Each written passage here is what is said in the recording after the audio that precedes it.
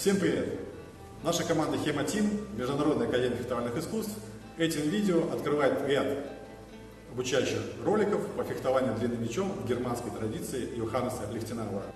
Мы разбираем тех фейербухов псевдо Петера фон Дансинга, Зигмунда Рибника и псевдо Ханса Дёблингера в переводе Ильи Сушинцева, за что ему огромное спасибо. Мы будем снимать разборы наиболее интересных техник и приемов из этих фейербухов, а также демонстрировать вам базовые упражнения. Первый ролик мы посвятим базовым перемещениям и основным и вспомогательным позициям. Поехали! Для того, чтобы принять базовую левостороннюю позицию, а в германской традиции она именно с левой ногой впереди, нужно стать прямо, ноги на ширине плеч, сделать шаг вперед, согнуть ноги в коленях так, чтобы колено смотрело на носок, соответственно носок передней левой ноги повернут в сторону противника прямо, а носок задней правой ноги перпендикулярно левой. Колено правой ноги смотрит на носок правой же ноги.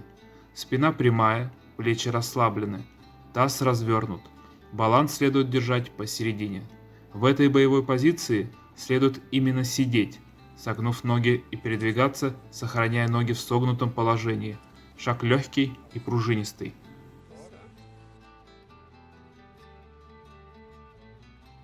Четыре шага по квадрату Мейера. Встаньте с левой ногой впереди, шагните приставным шагом вперед.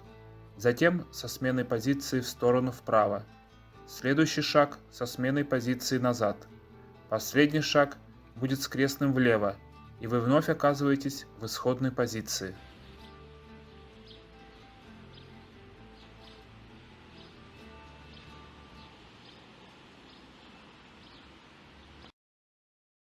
Есть четыре основные защитные позиции: бык, плуг, глупец из дня. Отметь 4 позиции. Это 4 защиты, из которых ты должен фехтовать. Первая позиция зовется бык. Становись в нее так. Встань со своей левой ногой перед собой и держи меч рядом с правой стороны, с рукою перед головой. Так, чтобы большой палец был под мечом, и подвесь острие против его лица. Выполняй то же самое и с другой стороны. Отметь.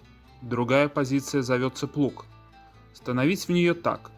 Встань левой ногой впереди и держи свой меч скрещенными руками, с навершием внизу, рядом со своей правой стороной на своем бедре. Так короткое лезвие будет сверху, и острие встанет против его лица. Выполняйте то же самое с другой стороны.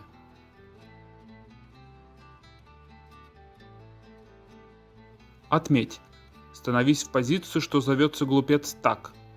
Встань своей правой ногой впереди и держи свой меч с вытянутыми руками перед собой, с острием на земле. Так короткое лезвие будет внизу. Отметь. Защита зовется из дня. В нее становись так. Встань своей левой ногой перед собой и держи меч на своем правом плече, или с вытянутыми руками высоко над головой, и так стой в позиции.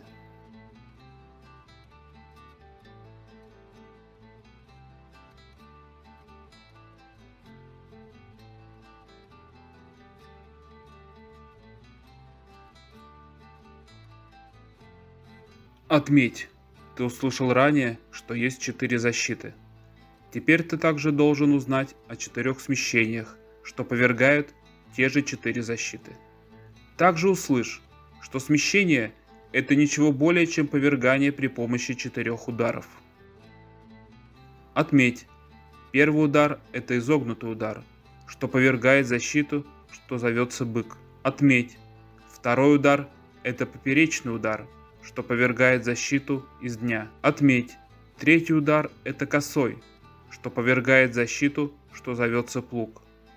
Отметь. Четвертый удар – это верхушечный, что повергает защиту, что зовется глупец. И ты должен найти, как тебе следует повергать 4 защиты с ударами, описанными выше, в описании названных ударов. С развитием фехтовального искусства в более поздних источниках появляется еще несколько позиций, которые являются производными из 4 основных. Единорог, подвешенное острие, длинное острие,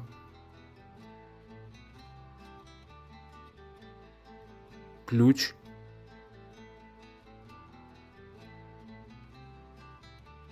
барьер,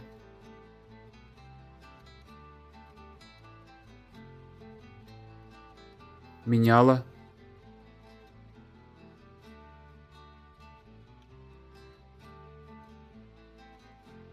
хвост.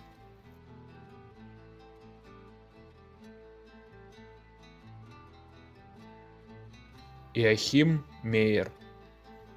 Теперь боец разделяется на 4 четверти или части, верхние и нижние, и каждая из них на правую и левую. Если ты видишь, что твой противник атакует из одной или из другой части, ты будешь знать, как защититься от него соответствующим парированием. Если он чем-либо проявил открытие на той или иной стороне, то ты сможешь правильно направить в него удар и получить преимущество. Пояснение. Применимы эти четверти как в отношении корпуса, так и в отношении головы. Впоследствии мы будем называть эти части открытием.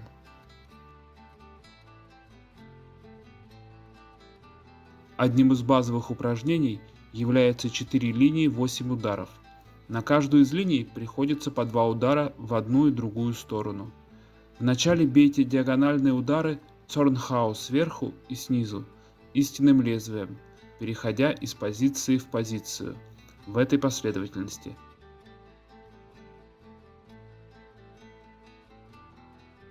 Затем горизонтальный Mittelhau и в вертикальную линию наносим Oberhau и Unterhau.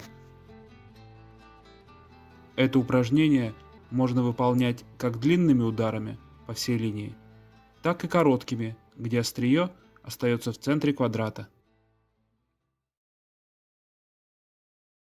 Мы будем снимать Боже ты мой. Мы разбираем текст фейсбуков Йоханнеса Лихтенауэра. Который он сам написал.